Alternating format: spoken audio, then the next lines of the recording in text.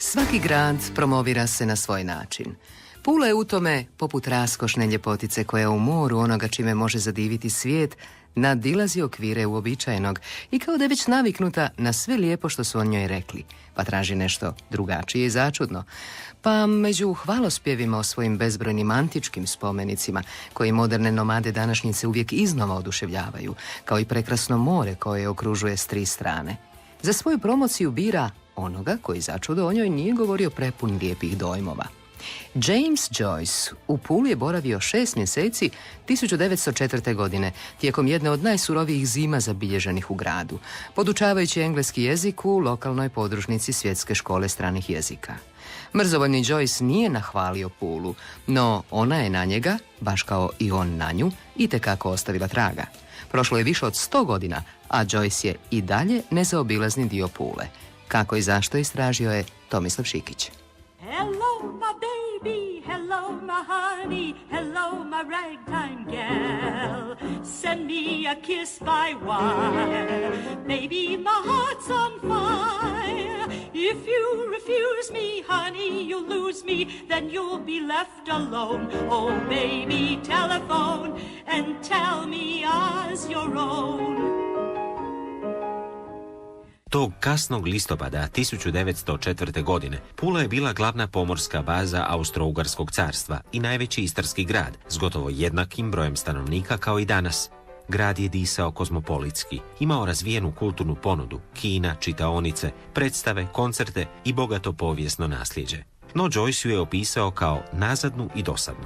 Je li razlog tome bila njegova mrzovolja zbog hladne zime i frustracija zbog nepoznavanja, bolje reći nerazumijevanja jezika koji su se govorili u tadašnjoj Puli? Pitamo Vita Pauletića, jednog od organizatora pulskog Bloomsdaya, Bloomova dana, kada se 16. lipnja svake godine održavaju prigodni programi posvećeni Jamesu Joyceu. Talijanski je poznavao, naravno kad je došao u Pulu, slavenske jezike nije poznavao, tako da je stvarno ga isfrustriralo činjenica da ljudi nisu koristili čisti talijanski jezik, onaj koji je on naučio čitajući talijanske klasike, literaturu, već dijalektalni oblik tog jezika koji se još uvijek u Puli koristi.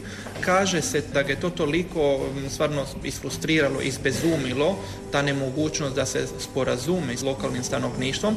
On je taj jezik doživljavao poput buke ili nekakvog žamora. Ima ljudi koji su proučili neka njegova djela i koji tvrde da je taj dijalekt izravno utjecao na nekakve, na recimo slijed misli i događaje u njegovim djelima. Bez obzira na svakodnevni život tadašnje Pule, na veliku prisutnost austrijskih časnika, oficira i njihovih obitelji, sve to Joycea nije previše impresioniralo, odnosno nekako ga je još više ohladilo ili udaljilo od ovog grada, taj silni broj jezika, vjera. Svega je to ostavilo ne ravnodušnim, već nekako pomalo čak i negativni utisak je to ostavilo na James Joyce, a pogotovo na Noru koja je bila, to i on sam kaže, intelektualno recimo nije bila zainteresirana ni za umjetnost, ni za razgovore, ni za učenje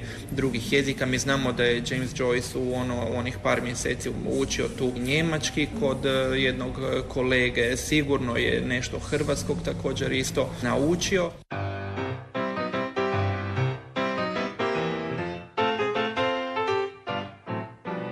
Priča o Joyceu kao simbolu Pule ne bi to bila da nije bilo obitelji Bimbašić, koja je postavila brončani kip Jamesa Joycea, koji sjedi na terasi kafića pored Zlatnih vrata i čeka svoj naručeni bićer vina. Ideja je potekla od Branislava Bimbašića. Obitelj je platila izradu, ljevanje, u to vrijeme su bile zapadno-njemačke marke i to je onda koštalo 90.000 maraka.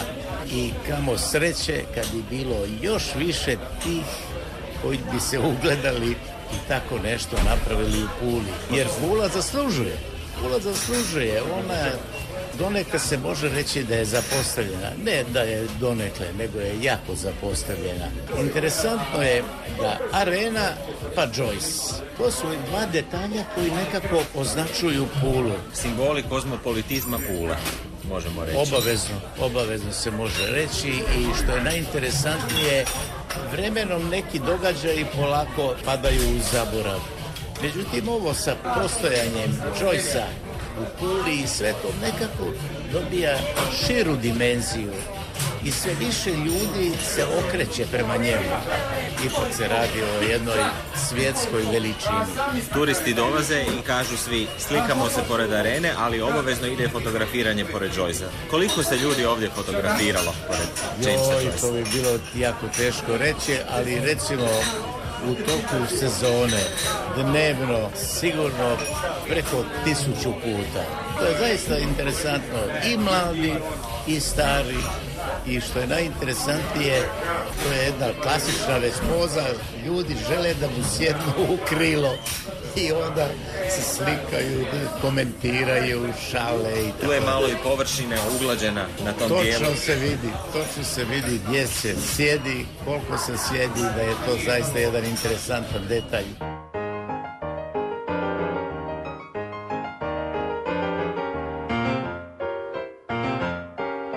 Arheološki muzej Istre i turistička zajednica Pule postavili su ploče kojima su označili spomenike u gradu s kratkim informacijama o spomenicima i QR kodovima. Nedavno je uoči Joyceova rođendana 2. veljače jedan takav kod postavljen i kod njegova spomenika u Puli. Sanja Cinkopan-Korotaj, direktorica turističke zajednice grada Pule. QR kod to je kod koji se danas sa pametnim telefonima uslika i on vas dovede na stranice na koje vi hoćete. To su stranice gdje piše se o tom spomeniku više na 4 jezika, ima više fotografija i tako dalje. Povodom rođendana James Joycea smo odlučili napraviti i staviti ploču blizu jednog kipa koji je napravljen, znači James Joyce gdje sjedi ispred kafića i mi se često zezamo da idemo sa James Joyceom na kavu. Gdje smo u stvari onda stavili, znači kad se klikne na taj QR kod, puno više informacija o James Joyceu i o tome što je radio i u Puli i slično. –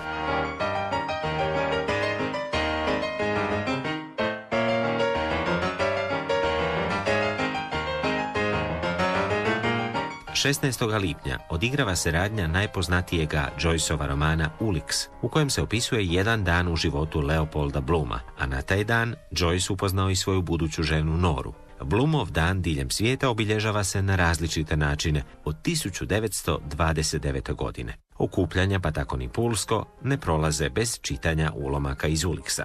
That is why this monks will you be as gods, gaze in your umphalis. Hello. Kincheer, put me on to Edenville. Aelith Althon, knock one. Spouse and helpmate of Adam Cadnan. Ava, naked Eve. I am mighty scared, 'cause if the wires get crossed, 'twill separate me from my baby mine. Then some other coon will win her, and my game is lost. And so each day I shout along the line. Kako se Bloomsday obilježava u Hrvatskoj? Vito Pauletić. Bloomsday je u Hrvatskoj nastao u Zagrebu unatrag 4 godine. Moramo zahvaliti kolegi Igoru Jurilju, profesoru engleskog jezika, inicijatoru, velikom poznavatelju i štovatelju dijela Jamesa Joycea, prvenstveno Ulixa.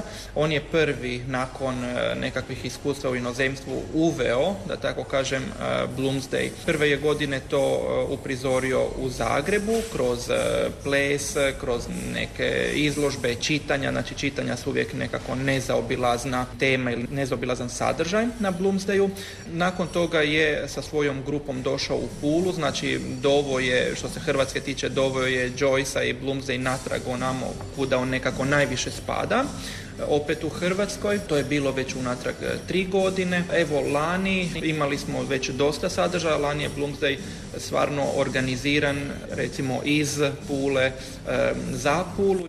Ove ćemo godine imati, za sada ne možemo još izlaziti u javnost sa velikim detaljima, ali mogu reći u ovom trenutku da će tu svakako biti elemenata i što se tiče turističke ponude i na znanstvenom nivou i na jednom opće onako popularnom, znači biti će čitanja, predavanje, imat ćemo čak nekakav kulinarski doživljaj.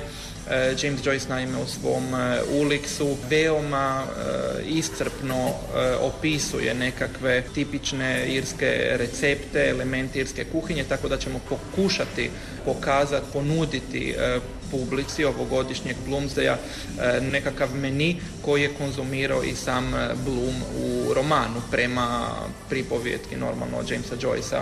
Izdali ste i jedan vrlo zanimljiv listić, Bloomsday Croatia News. Očekujemo li nas i ove godine? Naravno. To je jedan mali magazin, inače štampamo ga na jednom A3 formatu. On sadržava na 2 jezika, na hrvatskom i engleskom, sve što je potrebno znati o Bloomsdayu u Puli. Znači on je svojevrstan letak, program, nije u džepnom izdanju, ali željeli smo Joyceu ipak i što se formata tiče pridodati pozornost koju zaslužuje.